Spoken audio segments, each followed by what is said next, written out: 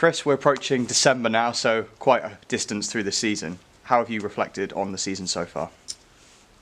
It's pretty much gone the way we expected. We knew with such a young squad, throwing it together quite late in pre-season, it was always going to be inconsistent. But I think we're definitely still a fair way ahead of where we thought we would be, or maybe other clubs and even our own fans thought we were going to be. So testament to the lads, they've proper put shift in week out. So results maybe haven't gone our way sometimes because of silly mistakes, being naive in the squad, which again we knew would be the case at times. But on the flip side, we've picked up some great points or victories at times, because they're proper, genuine lads. You know, they'll give 100% for this football club.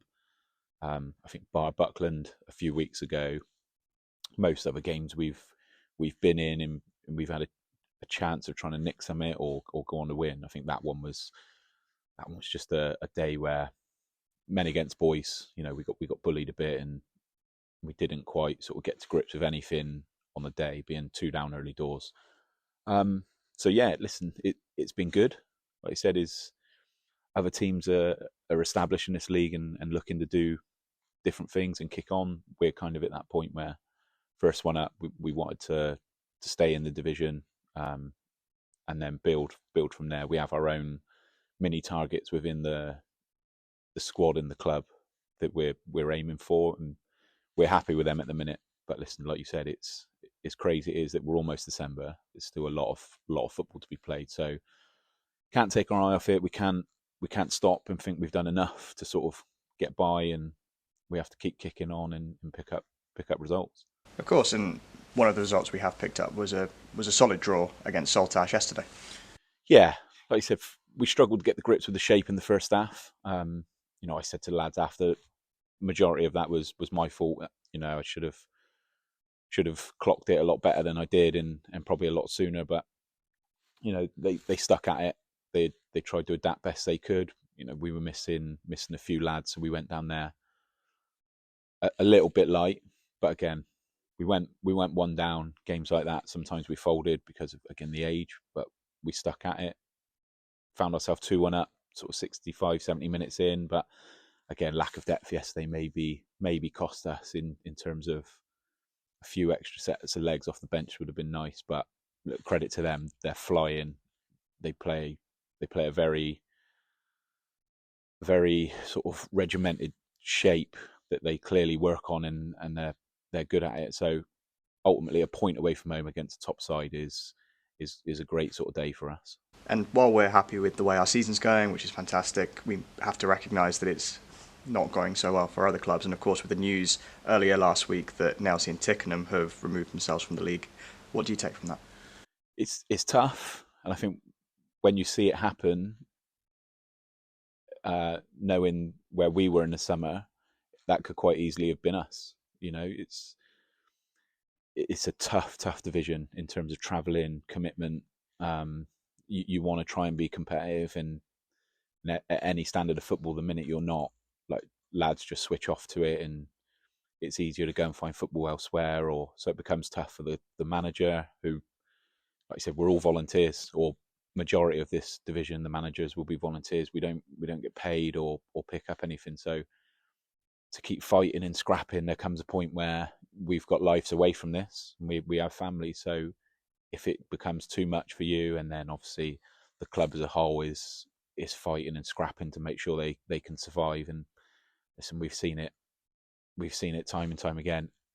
Football League all the way down to this, and clubs just get to that point where maybe enough's enough and a rebuild is needed further down the pyramid. So they've been a great club over the years. When we played them here, conducted themselves properly, and fair play. And like you said, you can only wish that they rebuild and we see them again in a few years.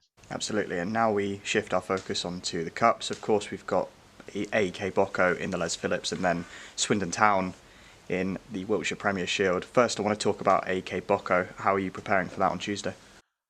Not thought about it too much at the minute. It's obviously the Les Phillips wasn't one that early in the season was high on our priority list.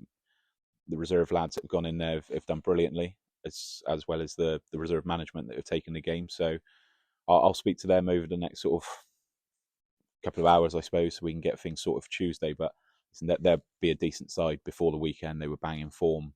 A few ex-Bradford players in there that will surely enjoy coming back. So that'll be decent. That'll be a tough night. Both teams had tough games at the weekend. So we'll sit down with Ross, plan what we want to do and how we want to do it, and see what happens. Absolutely. And then moving on to the big draw, Swindon Town at home.